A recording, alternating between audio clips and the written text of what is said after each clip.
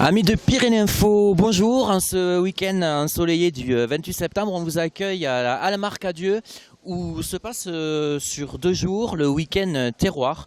Donc avec des artisans, des artistes du coin qui sont venus exposer et nous présenter ce qu'ils font. Donc nous allons faire le tour un petit peu des stands, vous les présenter et vous faire visiter ce week-end terroir. Donc on est parti.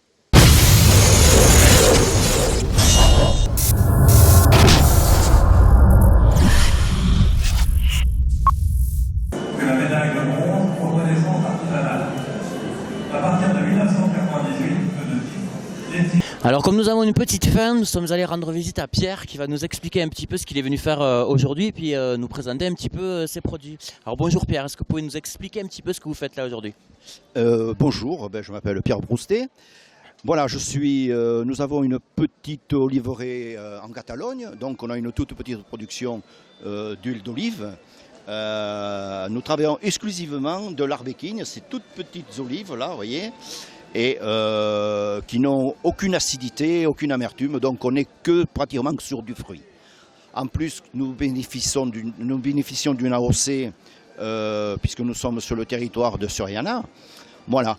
Accessoirement, nous venons de lancer aussi avec ma femme une confiture d'olive. Voilà, c'est un produit nouveau et c'est excellent sur un fromage de brebis, un fromage de chèvre et accessoirement sur un foie gras, c'est pas mauvais non plus.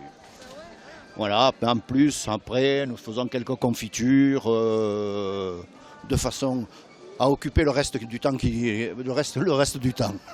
La confiture d'olive, vous l'avez élaborée depuis combien de temps? Ça fait combien de temps qu'elle existe? Alors ça fait 1 mois et demi que nous avons lancé ça et on rencontre quand même un franc succès. Les gens qui le goûtent adhèrent. Ouais. Et l'idée est venue comment de créer là, une confiture d'olive?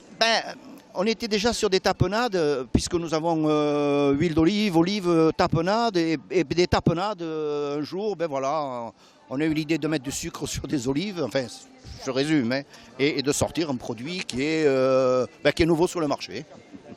Et c'est la première fois que vous participez à cette journée ou vous étiez déjà venu? Non, c'est notre deuxième année. Voilà, ouais. Alors vous avez des retours positifs par rapport à ces journées? Oui, parce que nous avons une maison aussi du côté d'Argelès-Gazost. Et les gens viennent à la maison et nous tournons sur quelques marchés de la région aussi. Alors là, bon, on n'est qu'au début, mais ce matin, au niveau fréquentation, ça s'annonce comment? Tout doucement, mais qui démarre lentement va loin. Voilà. Et bien, on vous souhaite un bon week-end alors et merci beaucoup. Merci beaucoup. maintenant notre confrère Daniel Cardelou, parrain de M. Robert Fulgence, Alors on continue notre visite de ce week-end terroir à Tarbes. Je me retrouve en compagnie de Laurent qui va nous expliquer un petit peu ce qu'il présente aujourd'hui sur son stand. Laurent, bonjour. Bonjour. Alors est-ce que vous pouvez nous expliquer un petit peu ce que vous faites et ce que vous êtes venu présenter aujourd'hui? Alors moi je fais de la création de miroirs ou d'objets divers en palette et en bois flotté. Palettes recyclées. Et voilà, et j'espère que le monde sera au rendez-vous bien sûr pour aujourd'hui et que tout le monde sera content de cette journée merveilleuse. Ça fait combien de temps que vous faites ça en fait? 6 mois à peu près que je me suis mis, c'est tout nouveau. Oui, je me suis lancé là il y a 6 mois, c'est tout nouveau et voilà.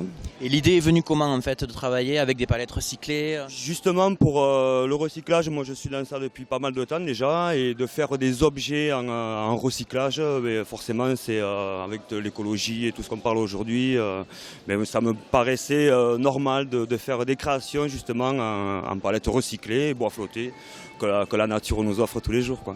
Alors ce week-end vous êtes ici à Tarbes et sinon vous êtes basé d'où? Vous venez de... J'habite à Argelès-Gazost, c'est pas très loin d'ici, à 40 km.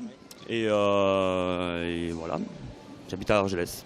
D'accord, donc vous avez un lieu où on peut venir là-bas ou vous avez peut-être un site ou comment font les gens en fait pour vous? Moi j'ai un site web que j'ai créé, mais pour le moment je n'ai pas d'atelier de création, je crée chez moi. Alors on peut regarder peut-être un petit peu le travail. Vous pouvez nous présenter quelques pièces ou... Alors, là vous avez des miroirs principalement en bois flotté, donc comme je vous disais. Donc je vais me ramasser au Pays Basque, ça vient de là-bas.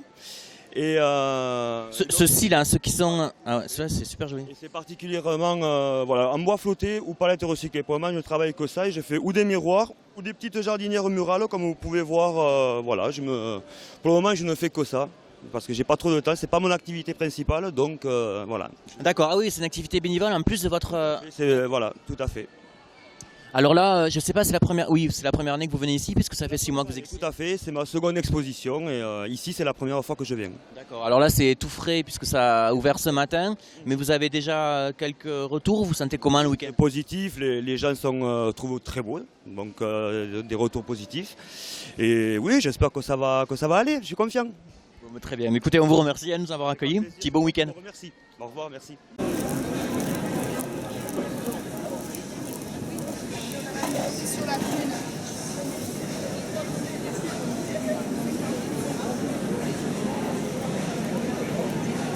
On poursuit la visite, on est donc à la découverte de l'artisanat avec des balais de sorgho. Donc ce monsieur va vous nous expliquer, vous nous appelez comment monsieur? Voilà, enchanté. Alors est-ce que vous pouvez nous expliquer un petit peu ce que vous faites? Voilà, ce que vous faites, votre pratique. Moi je fais des balais de paille avec du sorgho. Alors, donc le sorgho qui est là. C'est le sorgho qui est présent là. D'accord, alors ça se passe comment? Comment on le récolte et comment on arrive à ce produit final en fait? Au mois d'avril. Et on récolte au mois d'octobre. On le fait sécher jusqu'au mois de décembre. Après on le dégraine, il faut enlever la graine. Et après on peut fabriquer. Quand la paille est sèche. Et donc des balais de toute taille. Ah oui, j'ai fait un peu de tout. Des petits, des grandes, des moyennes. D'accord. Des clients. Ouais, alors là vous êtes ce week-end à Tarbes, mais vous êtes basé où normalement? Très sur Baïse. D'accord. Et donc vous avez un point de vente là-bas? Ou à la maison, oui, chez moi. Oui. D'accord. Vous faites les marchés aussi ou comment ça se passe? Non, on fait des sorties comme aujourd'hui, voilà, les sorties comme aujourd'hui. Le week-end. Et là aujourd'hui vous avez un peu de monde qui est venu visiter, ça s'annonce comment? Parce que là ça vient d'ouvrir. Si, ça passe, ça demande des renseignements, oui, oui. Et c'est la première fois que vous venez ici? À Tarbes, oui. Oui, c'est la première fois. Bon mais parfait, écoutez, merci monsieur, bon week-end, bon courage. Plaisir, avec plaisir. Pour conclure, et avant que Eugène prononce les mots habituels, pour conclure, et c'est certainement l'essentiel. Voilà, notre visite du week-end terroir s'achève ici, près des Gâteaux à la Broche. On vous remercie de nous avoir suivis. On se retrouve très prochainement pour suivre sur Pyrénées Info tous les grands événements des Hautes-Pyrénées. À bientôt.